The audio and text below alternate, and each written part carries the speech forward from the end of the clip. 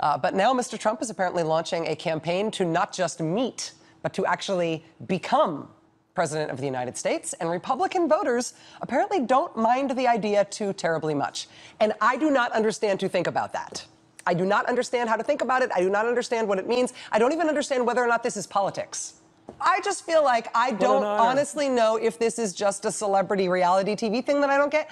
Is this real politics? He kind of polls well. Well, he's kind of a comic book figure. I mean, if you imagine in a Superman or better yet, a Batman comic episode, he would be like downtown developer, walking around with his trench coat, good-looking wife, lots of money, flash. He's a show-off, and he's the kind of guy, a sort of a Sinatra of land development, where the average working guy who doesn't have much money says, this is how I'd behave if I were rich. I'd have big buildings named after me. I'd have a beautiful wife. I may have several wives. I'd show off, talk about running for president even. I'd make fun of other people. I'd be kind of a wise guy, a show-off. I can't do better than that. And that's what he is. And I think that's the appeal. Just that. Fox has said they're only going to put 10 of these guys on at once. At least if it happened anytime soon, by my count, Trump would definitely be on the stage, and that would mean that somebody else who might be seen as a more serious candidate, a John Kasich or even a Rick Perry or a Rick Santorum, isn't going to be there because Trump is. There's actual confusion that I just can't see. What I'm worried about is that I'm being taken for a ride, that this is something about a TV show that I don't watch, you know? Rach, my friend, he's taken us. They like him on the way up. They're going to like him on the way down. Look how the press is going after Christie. Christie's always been good copy, and good or bad, whether the story's good or bad, Governor Christie's always going to be good copy, and so is Donald Trump. And that's the risk he's taking when he goes and puts his head into that noose and says, I am a candidate for president of the United States, that changes the rules of coverage. You're no longer covered as a colorful American comic figure. You're covered with the scrutiny and into sometimes the really toughness of politics. And that could be tough for him. Chris Matthews. He may really regret doing this. I don't know. He may well regret. With you all Can year? I give you a prediction? Yeah. It still looks like Hillary's the next president. You think so? Yeah, it still looks like that. Oh, let's keep talking about it all year. I don't think it's bold at all. Chris, thank you for being here. Appreciate it. Thank you, Rachel. Chris Matthews, host of MSNBC's Hardball, which, of course, is weeknights on this network at 7 o'clock. But you already knew that. We'll be right back. Stay with us. Tomorrow's big announcement will be from the man who announces his announcements this way. June 16th at Trump Tower, 11 o'clock, major announcement. Let's see what happens. Tomorrow at 11 a.m., let's make America great again. We're going to have a fantastic time. Stay tuned on all social media. We're going to be all over the place. Everybody wants to watch Make America Great Again.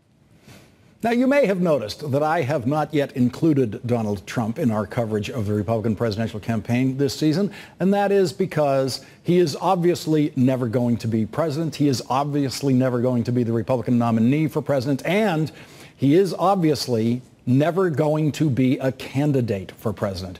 What he is going to be is the host of a TV series in which former celebrities are mean to each other, the same job he has held throughout the Obama presidency. Donald Trump is going to announce tomorrow that he is thinking about running for president.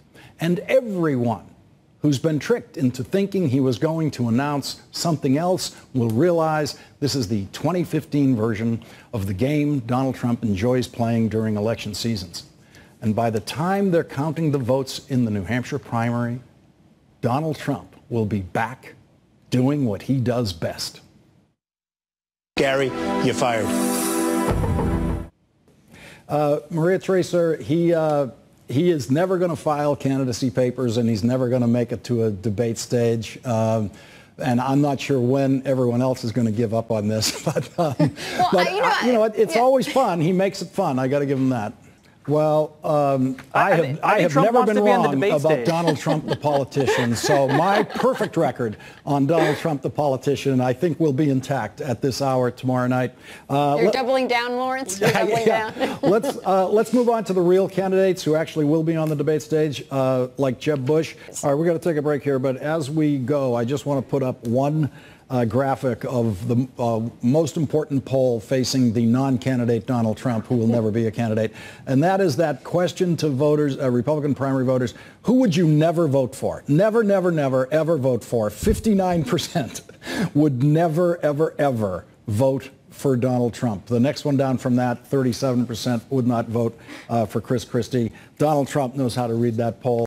But look, this guy, to call him a loose cannon is an insult to cannons. He will get in those debates. They have clear thresholds of support in the polls. And although he's not very high in the polls right now, he's unquestionably going to go up considerably in the polls. I don't think enough to actually, win primaries, much less the nomination, but he will overshadow the main act. He's a sideshow who threatens to swallow the Republican Party. And by the way, if Trump gets enough support in the Republican primaries but doesn't win the nomination, which he's not going to, don't rule out him staying in and continuing to run for president after the nominating conventions. But Trump says we're getting beaten by Mexico. I mean, that's just preposterous, and so there's a level of demagoguery here, which is amusing as long as he's not actually kind of bending our political process. But what happened today suggests that he's moving from being a source of humor into something that is potentially a little more worrisome. You saw it right here on the Ed Show, fellas. You were here. I hired him as a candidate. I think he's ready to go. Great to have you with us, Jonathan Alter, Matt Schlapp. Thanks for joining us tonight. And so, as the ugliest presidential campaign in the television age draws to a close tonight, much of America is gripped in fear. Fear that the presidency will be handed over to ignorance, incompetence, and bigotry. But the latest polls indicate that if everyone who intends to vote tomorrow does vote tomorrow, America should have nothing to fear. Donald Trump has taken this country to the brink, and tomorrow voters are likely to take it back. We have one final Electoral College projection for you, this one from Larry Sabato, director of the University of Virginia Center for Politics. And joining us now is Larry Sabato with that projection. Larry, the last time you were on, it looked good for Hillary Clinton on your Electoral College map, but you had not called every one of the states. What's your final tally?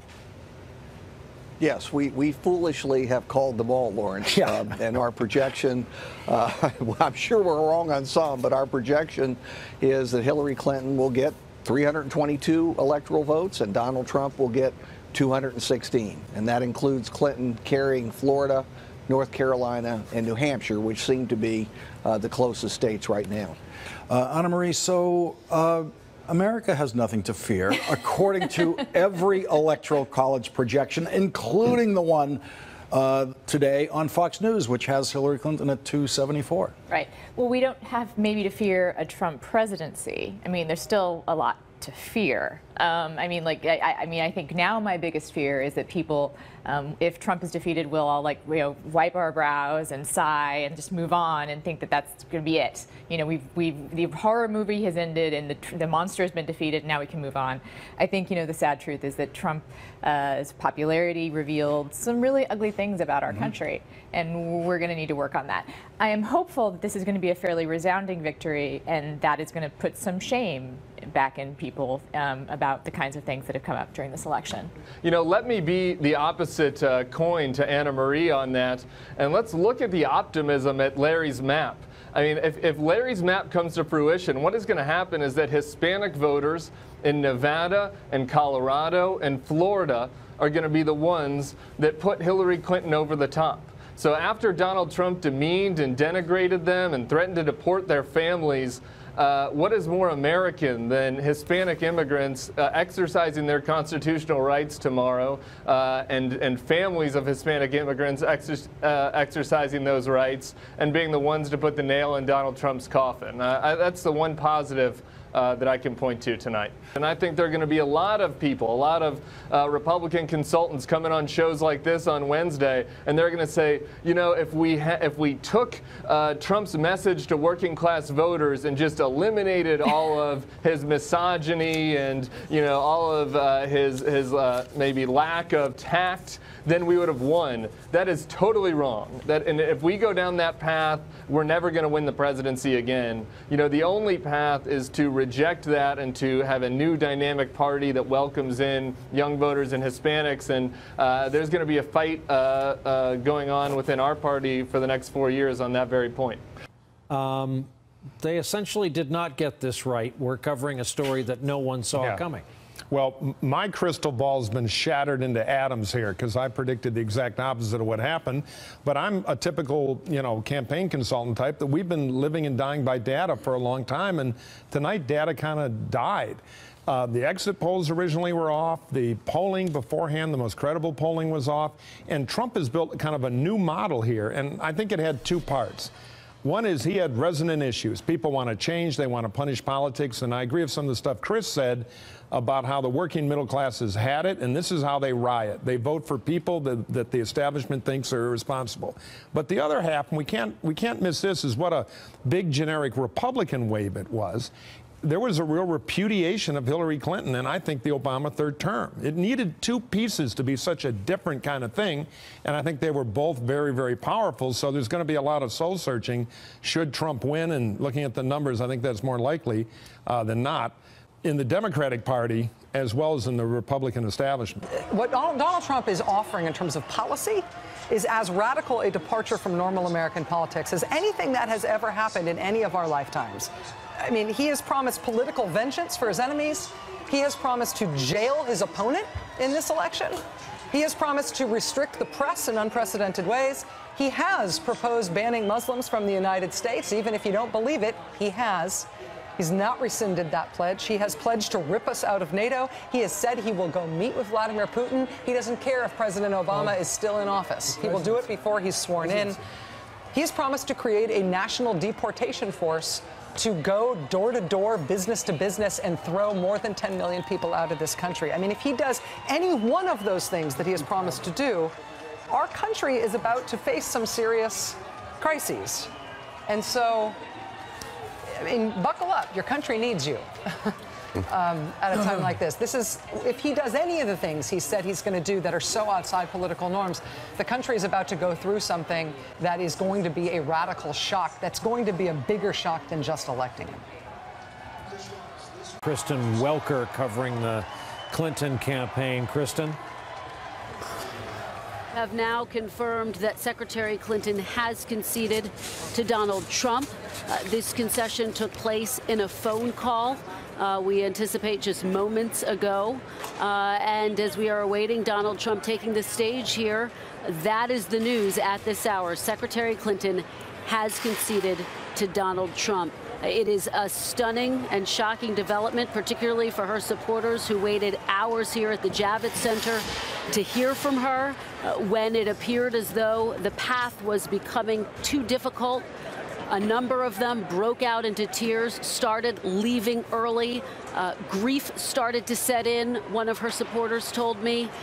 This is a political upset of huge, huge magnitude. Of course, she was holding the event here at the Javits Center, which has a glass ceiling, something that she was hoping to break through tonight to make history to become the first woman president, but it was not to be. Again, Secretary Clinton conceding to Donald Trump this evening.